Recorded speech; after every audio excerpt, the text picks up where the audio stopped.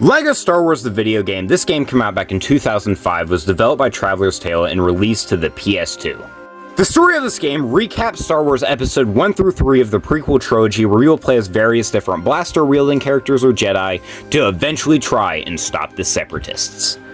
I had a lot of fun watching the different cutscenes within this game to try to show what is going on within the story. You will definitely have to watch the movies to fully understand what's going on, but this game does a really good job at recapping those events by just having these characters be goofy.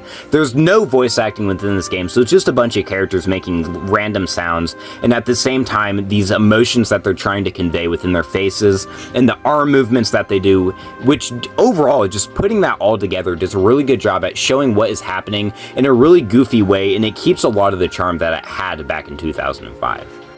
And then there's the gameplay, which I think has aged just by a little bit. When it overall comes to combat, movement, and puzzles, it has not aged a day. You will have a lot of fun when it comes to those segments, but the issues happen when it comes to vehicle segments and the overall camera. Let's start off with the vehicle segments. When it came to the first pod race, I had a lot of frustration. It took me like an hour to beat the mission because the pod moves like a boat, which really did suck. It turns really stiffly, and then you just would miss the boosts, and then halfway through each checkpoint there would be a 10-second countdown, which felt really unrealistic to get to the next checkpoint, and the checkpoints felt really few and far between within this segment, which just had a lot of frustrations. I have a whole crash out video right there if you want to see it.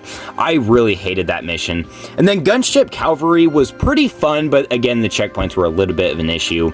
And then the camera, which was a little bit less of an issue. It just felt really stiff when trying to move characters around for puzzles, but that's about it. It just caused a little bit of frustration.